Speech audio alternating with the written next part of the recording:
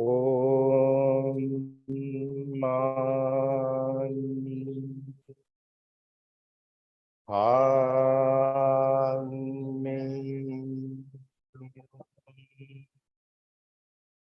Om Mani Padme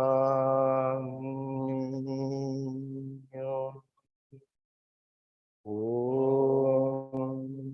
Mani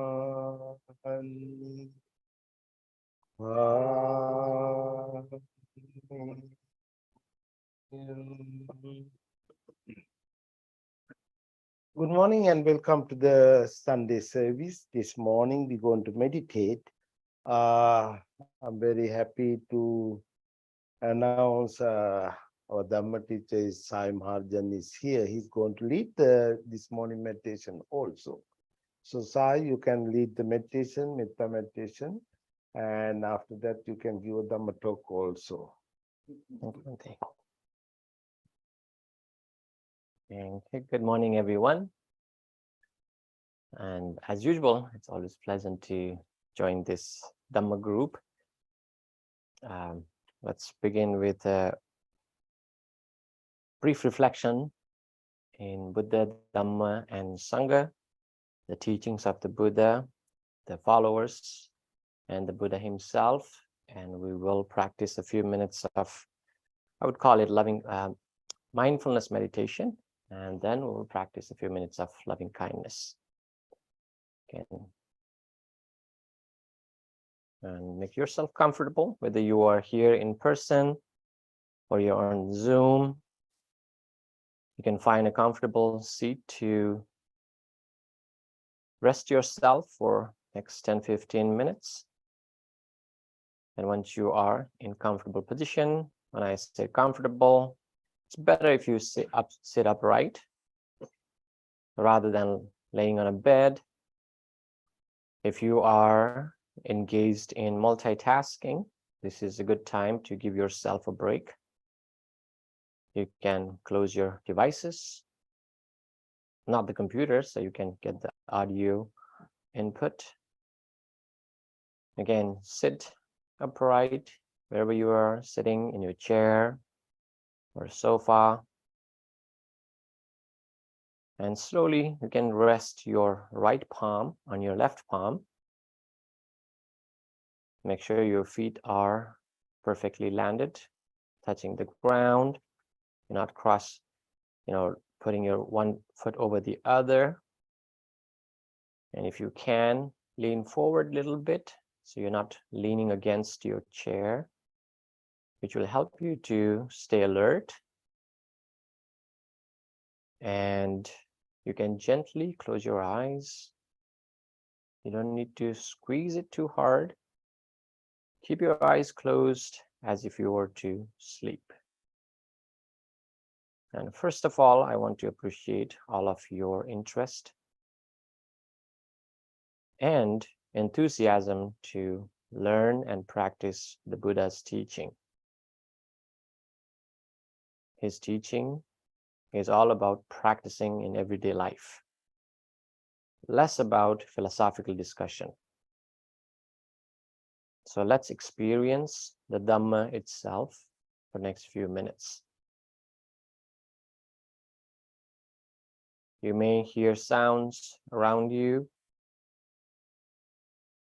For me, I can hear vehicles running on the street. Those are possible distractions. One way you can use them as an object for your meditation is just notice whatever you hear around your environment.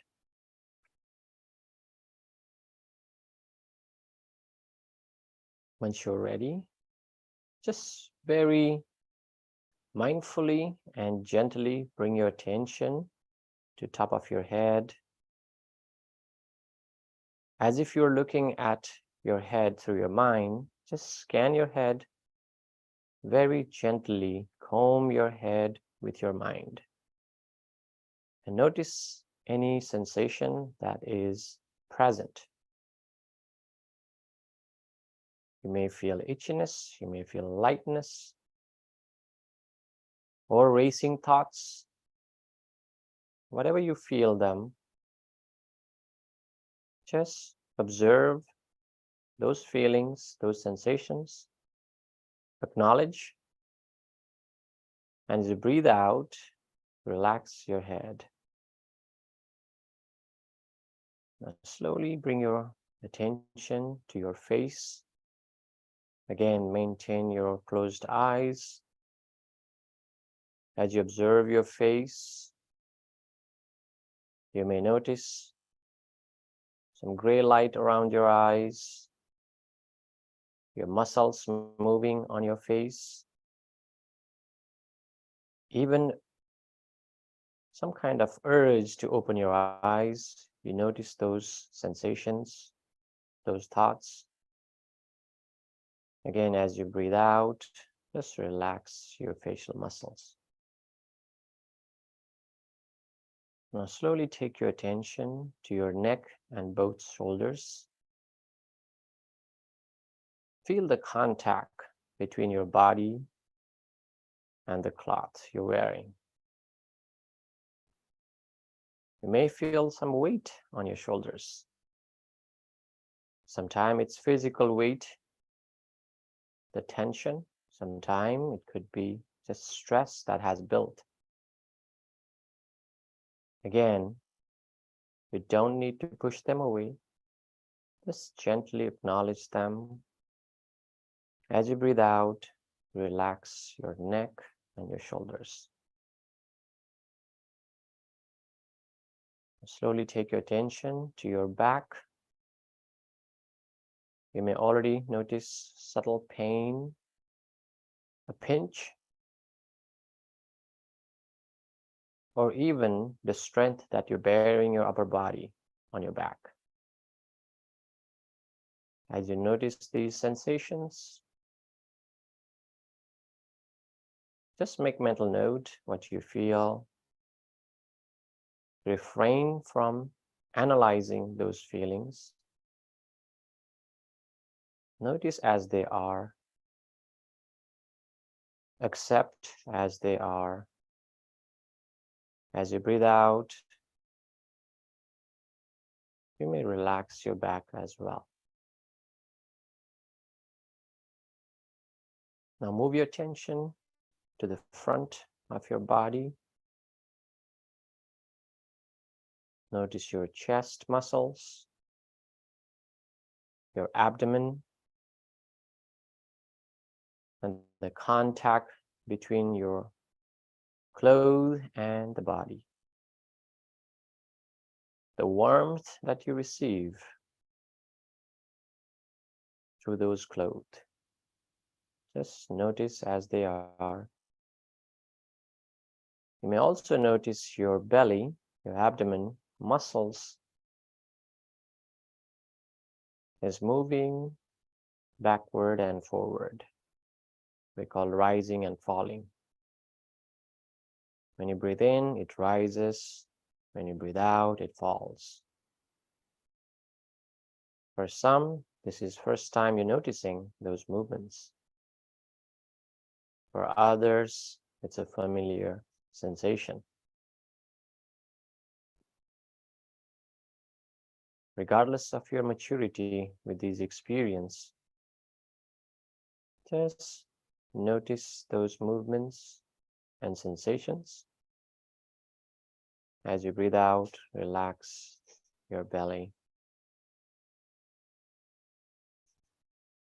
Now slowly take your attention to your buttock, your right thigh, your knee, all the way down to your right foot. Notice the weight and the contact between your buttock and the seat that you're on. There's a burning sensation, there's a heat generated. Notice it, leave as they are. Observe your right thigh, the knee, the bend, all the way down to your right foot. The contact between sole and the floor.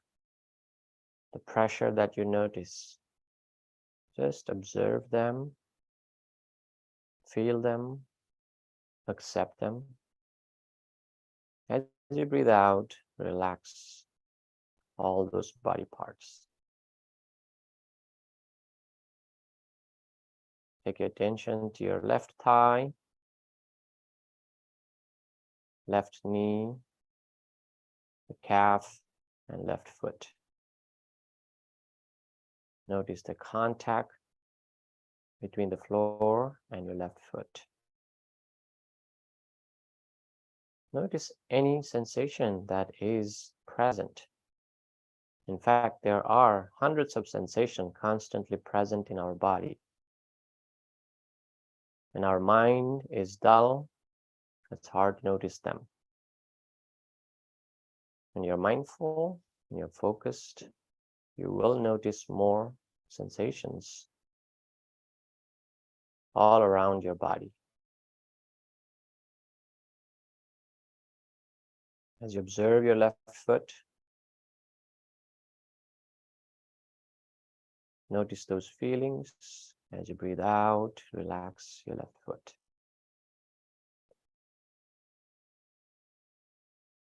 Now slowly take your attention back to your breath.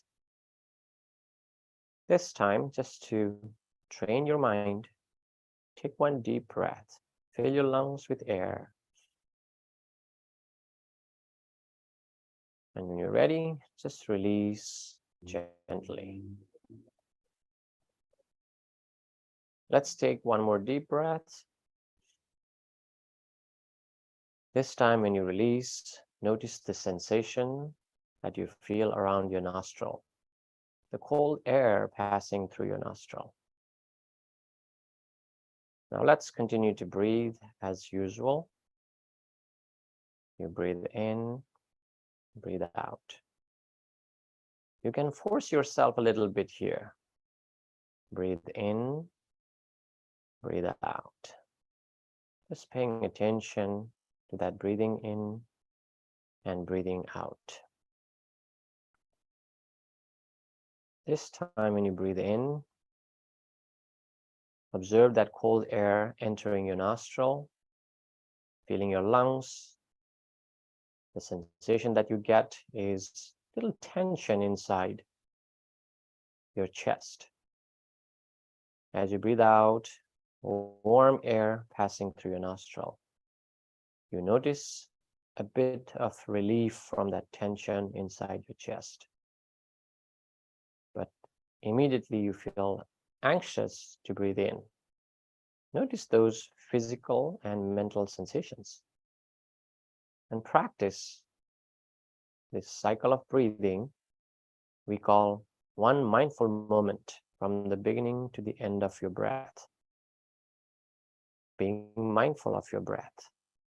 So let's practice a few minutes of incoming breath and outgoing breath, or breathing mindfully in and out.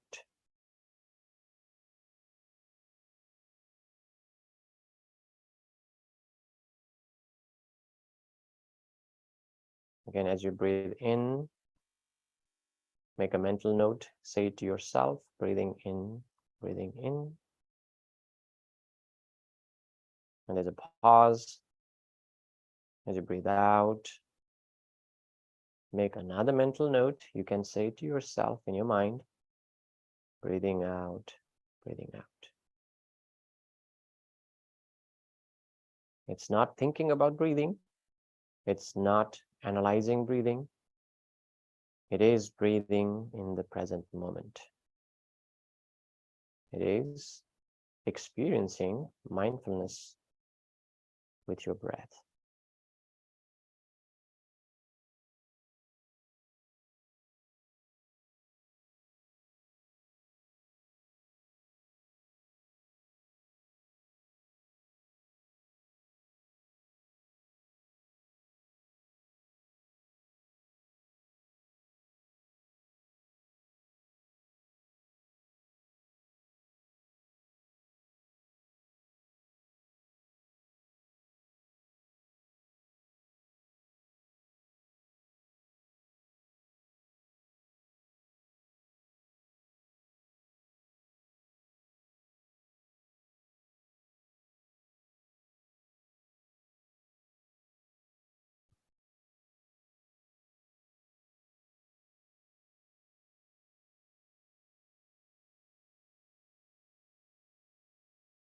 Sadhu, sadhu, sadhu.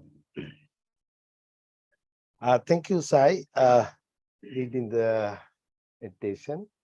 So again, you have time to give your Dhamma talk right now. So you have whole day program for you today. Thank you, Bante. And I really appreciate about your coming here. It's coming all the way more than 1 hour driving. It's about an hour, Bante. Driving. So thanks again. Thank you, Bante. Good morning, everyone, again. And thank you for joining that brief meditation practice. Nice to see you, John, here in person. We've been talking about how to use some of the teachings in Abhidhamma for everyday life. So today I thought to review and talk, and also I like to hear your questions, because questions always generate more interesting topics. We talked about different types of consciousness, and I want to talk about different types of mental factors. And in English, it's better if you call them thoughts and feelings. It's a better term to explain what are those mental factors. As you should know, and in the Abhidhamma, it's explained, we cannot have a thought or feeling without consciousness. They are almost like the two legs of a being, because you cannot expect to have only one-legged person. So in Pali, it explained the 4 characteristics of consciousness. You know, we have one consciousness, but it can take many forms. It can lean toward unwholesome sides. It can lean toward wholesome sides. And sometimes it can be just in a function. For example, for enlightened beings, you know, we might ask, you can ask me more, but enlightened ones, they're not dead, right? The Buddha, all the Arhantas, those who are enlightened, they continue to live their life. That's what makes Buddhism different. In other religions, other teachings, you find the way you emancipate yourself is after death. So you go to the heaven, you live there eternally. Unfortunately, nobody has been there. If anybody has been there, nobody reported back to earth like, yeah, we made it, and some of you still have to go there. So a lot of experiment people did to learn, is there really a heaven that is eternal? And some people talk about hell, that is also somewhat eternal. We don't know. And if you ask me, I don't know either. It's just the beliefs we function, right?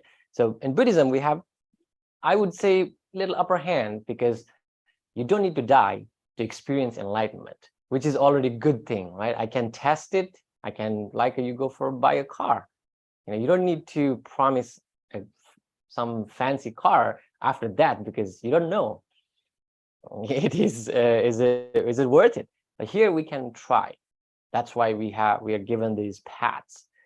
You try those paths, and in Dhamma, my favorite phrase is, you know, the Buddha's teaching is well explained as a phrase called Ehi Passika Opanayika. That's the way we homage the Buddha's teaching. It invites you, come and see. Ehi in Pali is like come, it's invitation. Passika, you know, see to yourself. And Opanayika, see if you can apply this in your life. And Bante might know in Sinhala, Eva Balawa Berinampal, right? It's a singular phrase. You can try it. You're welcome to try it. If it doesn't work, you're welcome to leave. It's an open invitation. So it doesn't ask you to, you have to have faith in teaching. It's more like you have to experience the teaching. And that's why I like to, even I get 5 minutes time to practice meditation, I call it experiencing the Dhamma. It's not a ritual. It's not a chore we're doing. We are experiencing what is mindfulness. So Dhamma is more for like you try and you live in this life. And even after enlightenment, one thing I like about these stories, the enlightened monks, 2000 plus years back, we might think, I don't know what your perception is. People might have asked me questions. So after enlightened, you have nothing to do, because In Pali, we call katakicca. You have already done your duties. What happens to life? Well, imagine what you are trying to do, what we are trying to do. We are trying to master some of these teachings. And how much effort we put to master, to learn. Imagine, like, think of like, I'm in a doctorate program, how much work I have to put to achieve that degree. Do you think after you get that degree, you just sit there idly? It's hard to believe, right? How much work you put on to get that position, get that title or qualification. You would go and try to change the world in whatever capacity you can. That is very analogous or simple analogy to explain how enlightened monks are. They put so much effort to become enlightened. After that, they are full on game. They will do everything in their power to spread the Dhamma, to teach people, to fight for the teaching. And that's what all the Arhantas did. If you heard of these different Buddhist council, and one happened right after Buddha's passing away, probably 3 to 6 months later.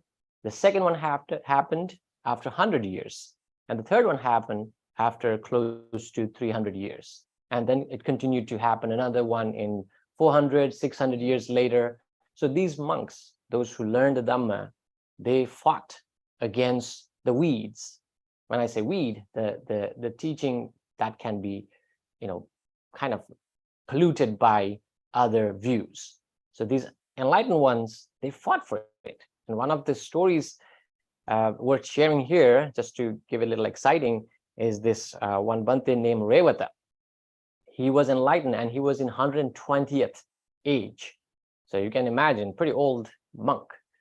He was traveling around the town and he saw a bunch of people who claimed they were monks. They put the robe on the floor and let women dance on the robe, do this. And people were supporting these monks. And when this Revata, the enlightened monk, saw this, he couldn't take it anymore. And he gathered a council. He reached out to many other bhikkhus who were like-minded. And they sought a support from the king during that time, Kalashoka. And he gathered 7 senior monks. One of them was, I forgot, Sabakami. The bhikkhu's name was Sabakami. He was way older. And most of them had seen the Buddha. So this was 100 years after the Buddha's passing away. They were in 120s, 130s, 140s, their age. They wanted to preserve the Dhamma. And they held the Second Buddhist Council under the patron of King Kalashoka.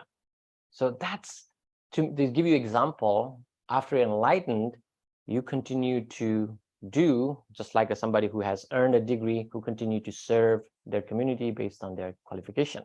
So enlightened monks, they have a lot of energy. They are the ideal beings of ethical life, and they continue to have a lot of thoughts. So I went on a little bit of tangent there. To explain, they also have thoughts. They also have consciousness, but their consciousness are mere function. It doesn't produce any karma, because for us to produce karma, there is root, which is hatred, attachment, or ignorance, or the good ones, free from hatred, free from attachment, and free from ignorance. They generate wholesome and unwholesome karma. But enlightened ones, they function based on kiriya. Their action is rootless. There is no production of karma in their life, but they continue to have those ideas. And this is how we know enlightened ones continue to live. You don't die right after your enlightenment. And same story applies to Buddha. He was 36, right, when he started this journey. But coming back to these different types of mental factors, there are 14 I want to talk today. I'll try to see if you will remember all of them. I'll try to break it down so it's easy to remember. The first pair is ahirika no tappa. So there are 14 unwholesome mental factors, and I'll start with 4. So the 4 is universal unwholesome mental factors. So when I say universal, anytime you have negative thought, 4 of these are present all the time. So anytime you have anger, jealousy, hatred, hurt somebody, violence, these 4 are always present. The first one you might be able to guess, is ignorance, right? Ignorance, or in Pali we call moha. Ignorance is always present when somebody engages in bad things. So unwholesome is like a bad thing. That is, to define, unwholesome means you do something that hurts yourself, others, or both parties. That's the definition of unwholesome. And anytime somebody engages in murder, there is ignorance. In a subtle way, he or she is focused so much on the desire that they want to achieve, didn't think about the consequence or other factors. So ignorance is always present. The second one is very interesting, is in Pali, it's called uddacha. So one part of hindrances, which is disquietness or agitation. You know, when somebody does a wrong, engage in wrong action, there is this agitation. The mind is not quiet. So you want to hurt somebody, your mind is somewhat agitated. It's disturbed, right? And based on, that's the second one. And the next two are pair. We call ahirika, anuttappa. In Pali, ahirika means you don't fear doing wrong action. I'm sorry, that's anuttappa. Ahirika is like you don't feel shame to do wrong things. And the anuttappa, that's anuttappa. Ahirika, I'm sorry, I'm getting mixed. This ahirika is not feeling ashamed of doing wrong things. Anuttappa is not feeling dread or scared of engaging in wrong action. Now, these two are very important. And different times Buddha addressed these two: fear of doing wrong things, shame of doing wrong things, are the governing principles of human. If you think of morality, you know, if you think this world, we can park our car on the street because we sort of trust the law, not just the law, that people abide by those laws. We trust to leave our belongings on the street because we know people dread, they are afraid of breaking into things because of the consequences, or they're ashamed of stealing or taking someone's belonging because of that moral values. When you lose those two, we're no different than animals. And in Sanskrit, there is a wonderful saying, ahara nidra bhayamaitunangcha samanimetad pasubir samanan. Dharmo itetang madiko visesa dharmeni hina pasubir samana. It's a long saying. The meaning is food, sleep, fear, and sex is common to all living beings, human or non-humans, right? We all live for those four. Only thing that makes human different from animal is the dharma, or the moral principles, which is absent in animals and not inherently present in humans, but we kind of care about it. That's why we are different from animals. If we don't have those moralities, we're not different than animals. So in Buddha explained what are those morality, in very simple term, those two: fear to engage in wrong action, ashamed of doing wrong things. And when you are absent of those, you can do anything. You will engage in any kind of action. So those four: ignorance, fear and shame of doing wrong things, and this agitation, are the root of all kind of wrong deeds, all kind of harmful deeds. And that's what it is called universal. They're present. Someone might argue, no, I heard that person, I was very mindful. Like, well, that's you're justifying your action. If you did something wrong to yourself or others, these four are present all the time.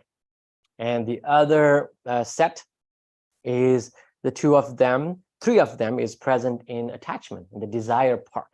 And those are three other mental factors. Desire itself, right? You want to have things that create bondage. Now that is the nature of desire. You want to have things, again, and it's a little tricky sometimes. Well, then monks should not have anything, or monks should not have desire to eat. Well, depending on how you see that word.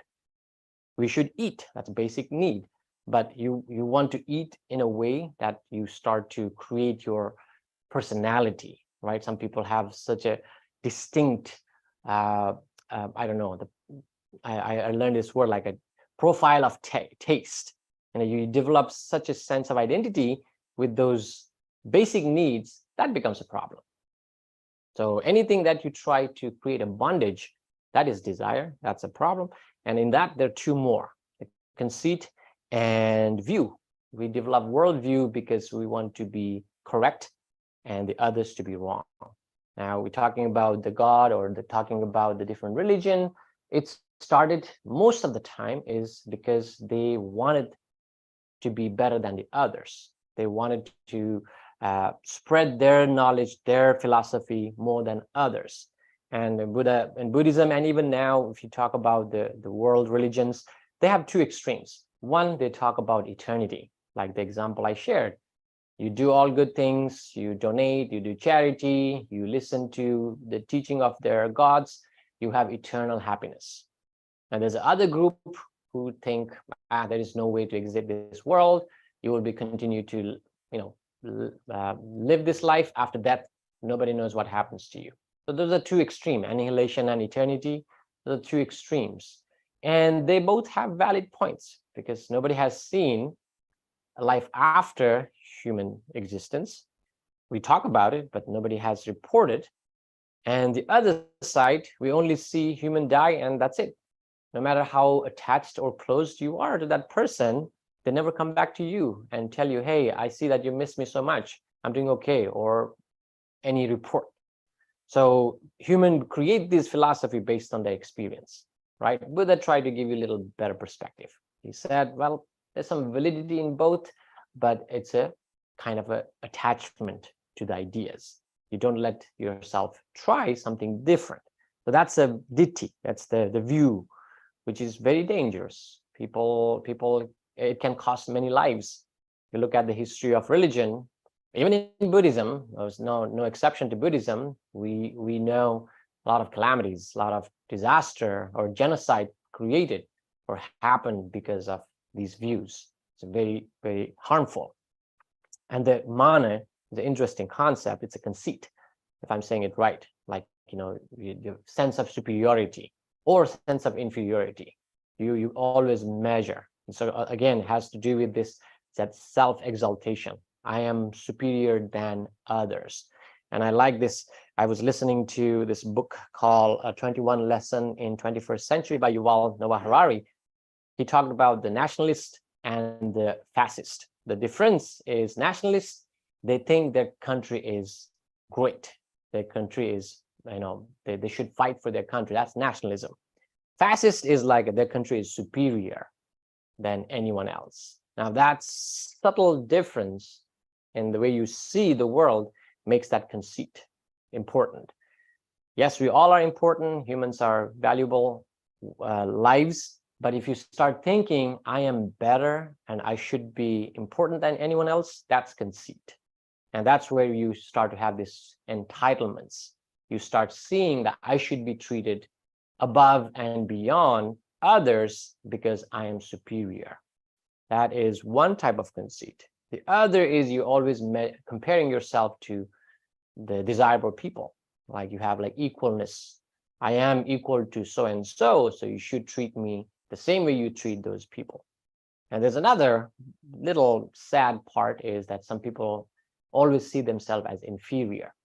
I am less than, not better than so-and-so, so I don't deserve any better, or I should be treated, especially because I am less than so-and-so. All these entitlements, the conceit. And in that book I was referring to, the comprehensive manual calls conceit should be considered as madness. This comparing yourself to others, it's a big problem. Even after 3 stages of enlightenment, Sotapanna, Sakadagami, Anagami, even the enlightened beings still have some conceit. So for us, not having enlightenment, we must have a lot, right? So it's very important that we should be careful, and that can lead to a lot of danger. And in one of the teachings in Samyutta Nikaya, Buddha explained, people will not do things for mother, father, and family members, but they would do for fame and popularity. Why? Because you want to put yourself higher than others. So this labha siloko, labha or gain and popularity is so dangerous. You would engage in things that you wouldn't do things for your own parents. So Buddha warned us this conceit is very powerful. It's self-consuming. those three, uh, um, desire, conceit, and view, those are mainly rooted in this lobha, or attachment part. And the other four is aversion section in these mental factors. Is the first one, of course, is dosa, any form of annoyance. People sometimes get annoyed, frustrated, irritated, angry, hatred. They all belong to that family. And there's other few forms in there. One of them is issa. In Pali, issa means jealousy. So jealousy is exact opposite of empathetic joy, sympathetic joy, right? And we know when somebody gains or succeeds in life, the right thing to do is rejoice with that person. But when somebody has this jealousy, you cannot stand that. You feel like I want that, not them. I don't like them having these good things happening in their life. So that is, again, form of anger. So jealousy is rooted in anger. Jealousy is that this strong willingness to destroy what other people have or take away. And I'll tell you the karmic consequence. In one of the suttas, Chulla Kama Vibhanga, if people are born ugly, I don't know what defines ugliness, is because of jealousy. So the consequence of unattractiveness in, I don't know, personality or facial feature is explained in Buddha's teaching as jealousy. So be careful. We don't want to be jealous because the consequence is pretty unappealing, right? So the jealousy, and machari is avarice, the Pali English term, or stinginess. Your desire to keep your belongings and not let go. I just want everything for myself. I don't want to share. I don't want to see that reducing. It's very bad. A lot of great stories in Pali that people who were born nowadays, you can call them millionaire or billionaires, all they did was live a cheap life, almost equivalent to homeless people's life. They didn't even want to use their own wealth for their own well-being. Live alone how they would spare those wealth for others' well-being. So that is another problem. And ironically, people, those who have great level of stinginess, they tend to be unpopular and not known among people. The consequence of this stinginess, the karmic explanation. That's the third one, and the last one is worry. Worry is sort of uddacha. I'm sorry, kukucha. Kukucha is like you're not sure about things. You are focusing too much in this agitation. Your mind is too much worried about this quietness of your mind. So those are four roots, four mental factors that is always coming from hatred. So I'll repeat one more time. So that's the hatred itself, right? Jealousy, stinginess, and worry. They have root as hatred. And the couple more, that one of them is a pair. It's one of the hindrances, thina midda. That's a simple way to explain laziness or the sluggishness of mind and body. It is too much focused on boredom. Too much focus is given to your own mental and physical sluggishness, and there's no action going on. And they are, unfortunately, is the enemy for that energy we need for learning and prospering in life. People complain, and Buddha has explained there are 6 ways people find excuses. It's too hot, too cold, too hungry, too full, and too early, too late. So those are 6 reasons for laziness. If it makes sense, you should reflect, like, wait, when I was lazy, oh, maybe one of those 6 reasons, right? Too hot, too cold, too full, too empty, or too early, too late. Those are the reason for laziness, and that will prevent you in Dhamma, practice the Dhamma in life, not prosper to your whatever level you can achieve. And the last one, in the 14th, I'm going to ask you if you remember all 14. I'm just kidding. So the last one is vicikiccha. Vicikiccha is doubt. And in Buddhism, the Buddha explained doubt in the teaching itself, but it's, again, when your mind is dull, you are not able to focus on objects. Like I was doing the meditation, I think I mentioned, when your mind is dull, you feel like there is nothing to notice. I don't know why I'm wasting my time. Well, because trying to penetrate a some kind of sponge or wall, you try a dull object, it's not going to make a big impact. But if you take a sharp object, you can poke holes in that object easily. Why? Because it's sharp, so it can easily identify or make a damage. Same way, mindfulness is the dullness of mind, this doubt will prevent you from identifying the object. You try to meditate, doesn't work, your mind is too busy, you start questioning, I don't know if this works, I haven't even seen the Buddha, how do I follow his teaching? You start having all crazy questions. And you're right, your mind is right, it defeated you, because that's the job of doubt. It makes you question everything that you hear, and it will prevent your journey. So the analogy in some of the suttas is just like trying to see through the muddy water. That's how doubt works. And there's no clarity in it. You think like there is nothing below that surface. It's all mud. And you're right.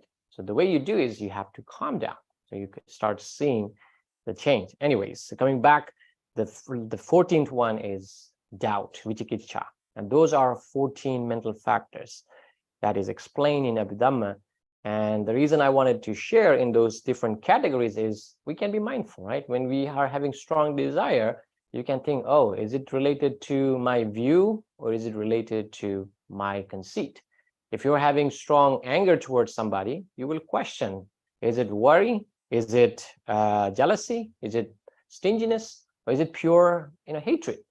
So that's how I like to see Abhidhamma.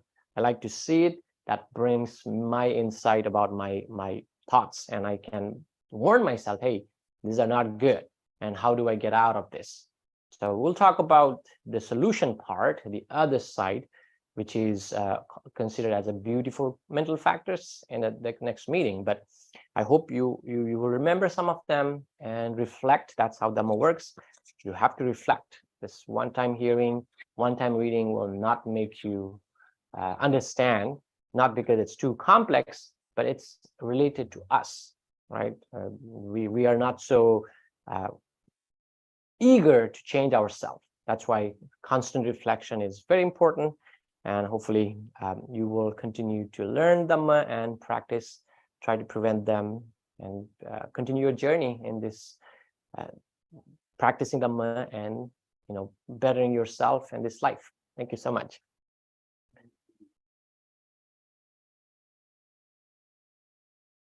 Question? Yeah. If you have any question, you can ask.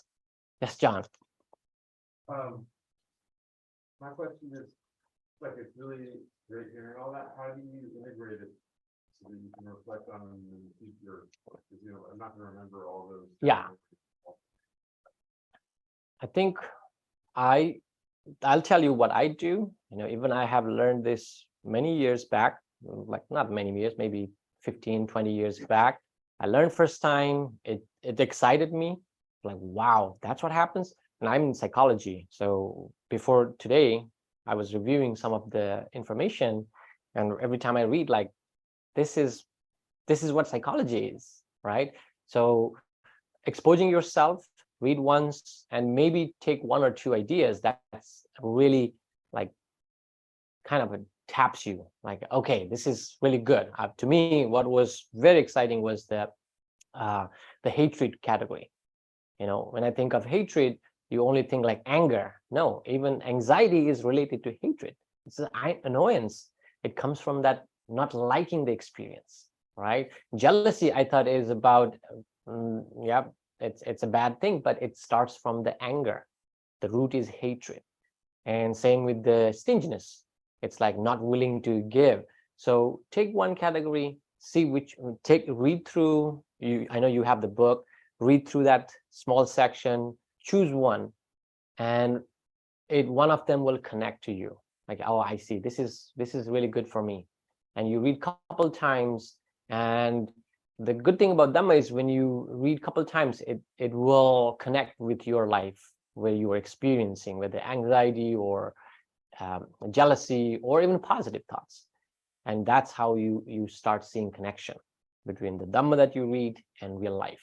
And there were 2 books before, at the beginning when you first started. Yes. One of those 2 that you're talking about had. I'm talking about the comprehensive manual by the Bhikkhu Bodhi. This, I believe, it's a chapter on the mental factors, and I'm talking about the unwholesome mental factors. There are 14 of them, and you see the categories. And I try to give examples, so when you read back, you will see connections.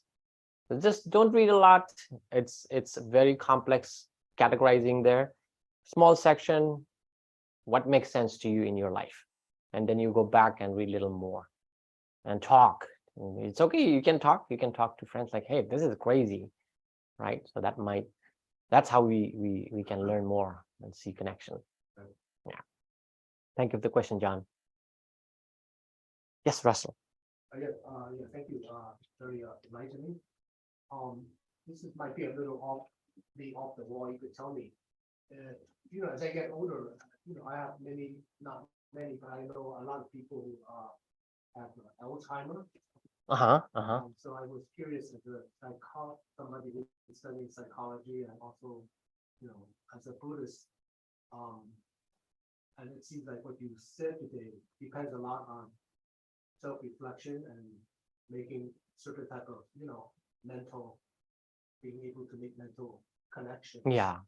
So I'm wondering if you're dealing with a person who has Alzheimer's, or maybe I myself might, get into that stage, since it's a slow process. Yeah. Then are there people who actually have studied Buddhism and Alzheimer's, or to try to see, what kind of role? Yeah. Because it seems that it seems to be a reality for many people, or people. It is, parents, yes. Aged parents, Yeah. grandparents, Yeah. or even could start out really young. So it's just curious.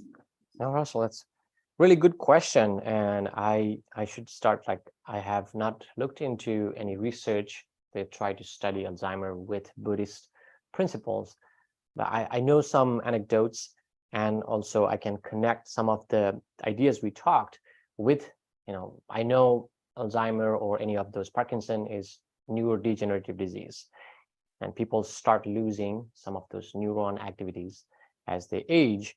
Unfortunately, part of it is inevitable.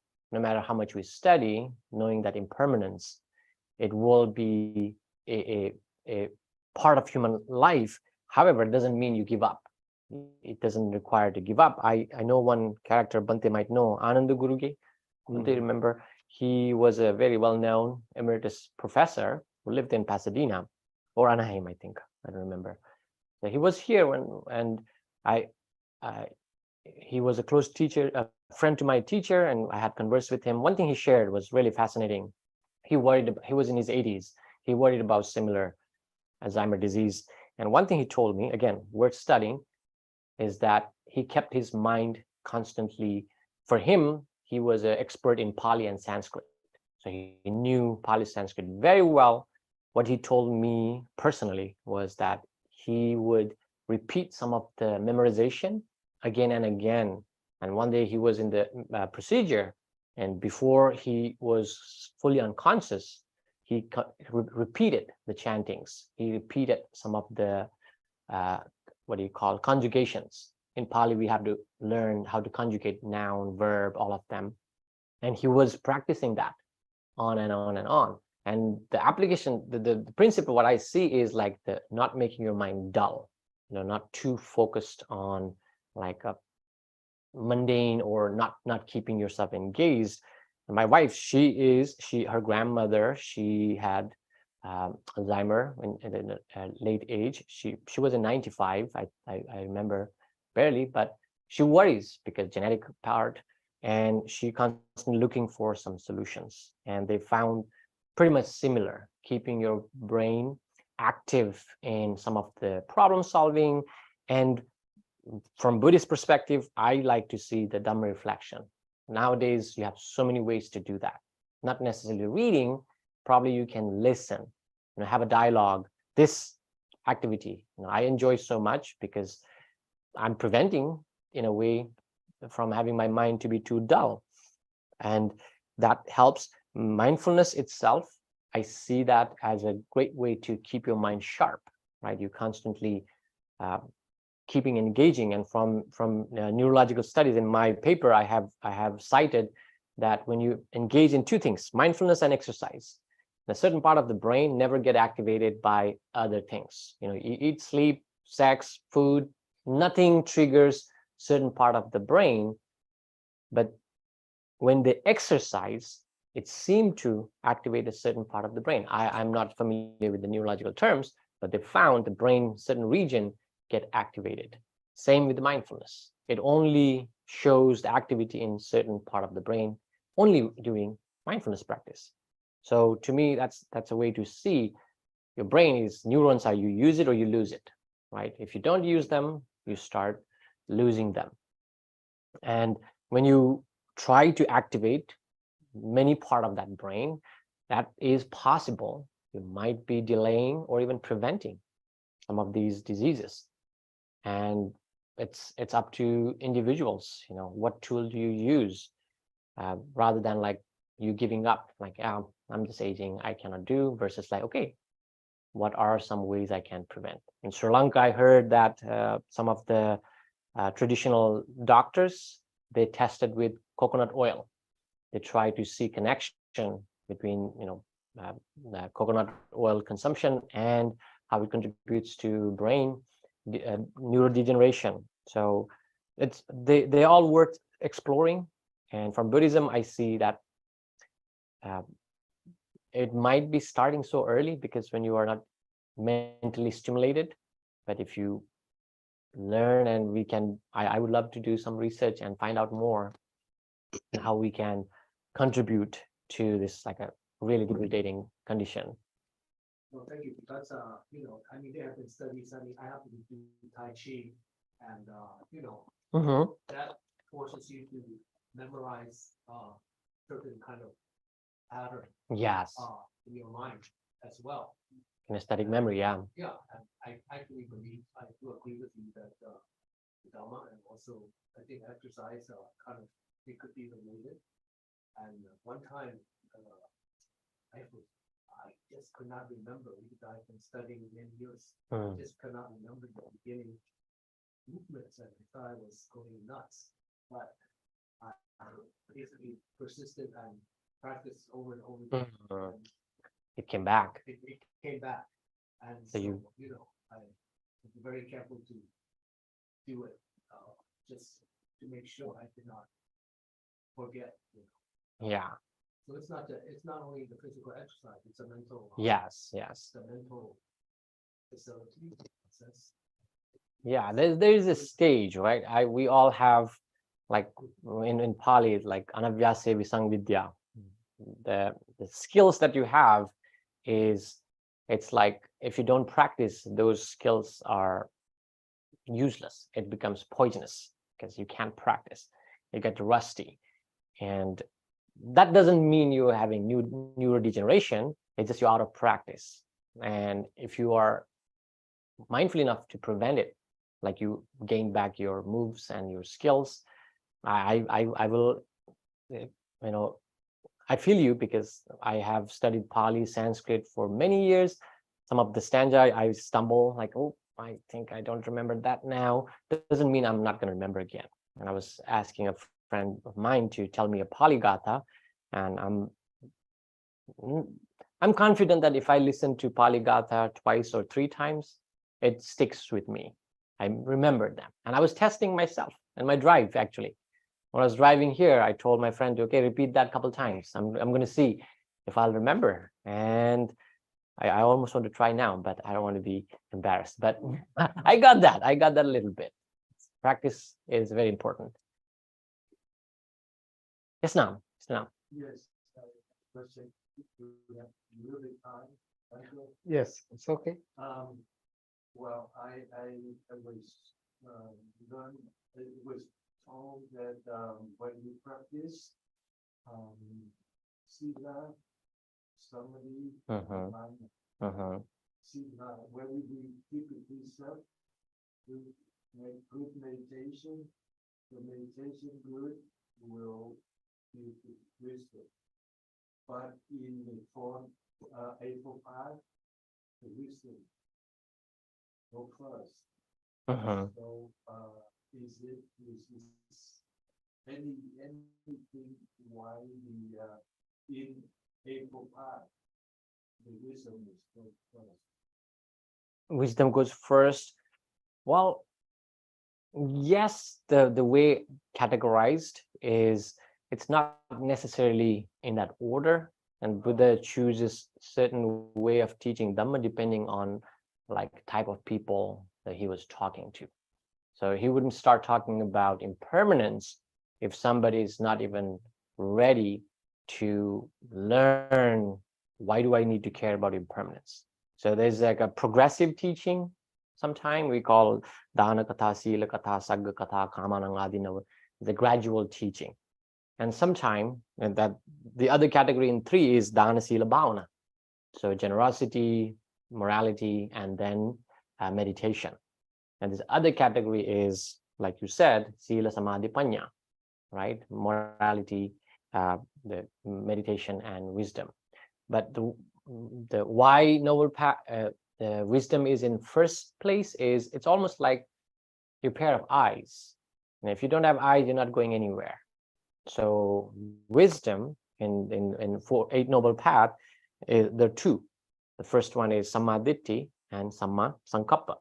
Those 2 are the factors for wisdom, right? Sammaditthi is like you're free from, or you have this right understanding. It's almost like you have right pair of eyes to see the world around you. Doesn't mean you can do one and not do the rest. You start journey with good vision. Once you have good vision, you can choose which one is right morality, which one is wrong morality. For example, people might think like, standing on your one leg will make you generate more good karma. Now that morality started because of wrong understanding. Does that make sense? You started wrong practice because of your wrong understanding. If you have right understanding, well, standing on one leg just makes you tired, doesn't make you any good karma. So that's why in 8 noble path, you start with Sammaditthi. It's the important part before you see the rest of the steps. And Samma Sankappa is like your right thought. You have the right thinking because you see the right thing. And then continues with the other 6 of them. So right understanding is extremely important.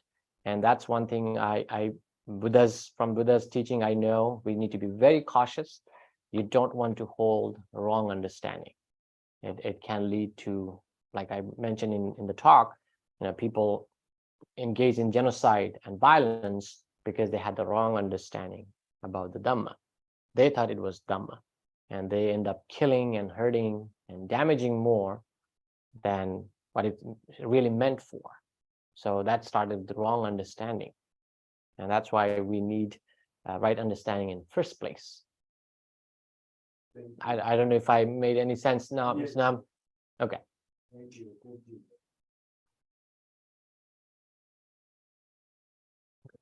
Okay. Thank you so much for your great questions, everyone. It's look like a normal question. Even we have question. We don't have time right now. Thanks again, Sai. We are going to chant the page 4 and page 10. Next Sunday, I think the Subodha is going to give a Dhamma Talk. And the September 10th, which is we are going to do the Ulambana service. Sai, you have to come also September 10th, your turn. You have to talk something, I don't know, offering merit for the departure relatives. Oh, sure, Bhante. I love that topic. Yes, we given the dana also Sangha Dana. Around 10-12 monks will come here. We do have coming Vietnamese monk also. They might doing the Vietnamese service in Vietnamese language. So make sure the 10th September is going to do that program. So we'll chant page 4 and page 10 right now.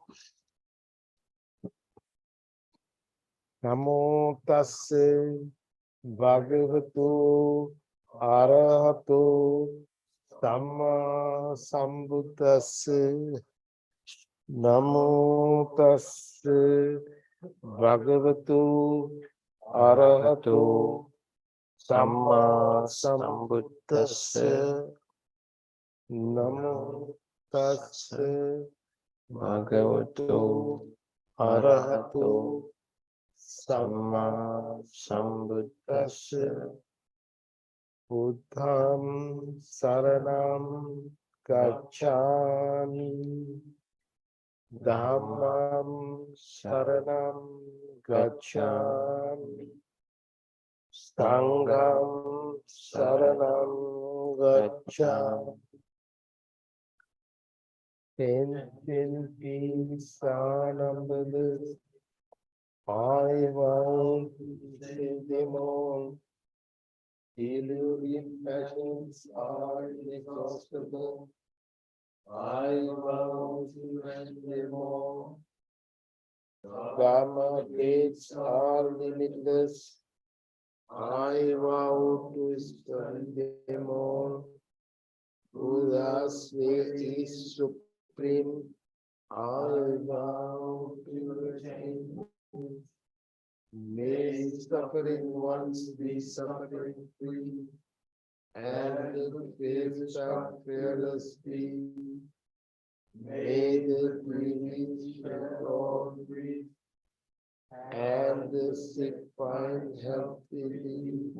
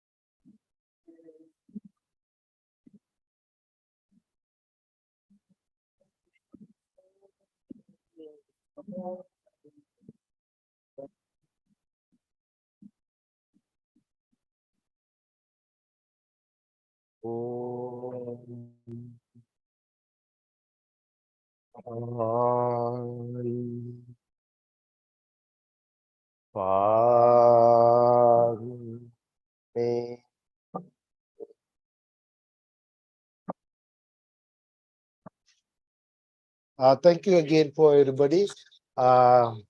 Few announcement. I forget to say something earlier. Our good friend Russell's, he want to do some very good program. He's going to offer some money for the scholarship behalf of the late Venerable Vinita. So he's going to offer some money for some students in Nepal to their studies. So he's going to do that project. So if you like, you can join also with him.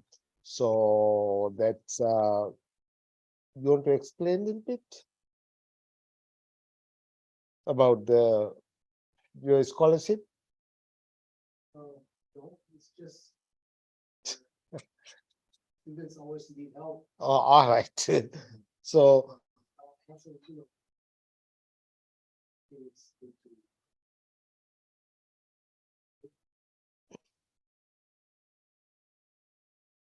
Yes.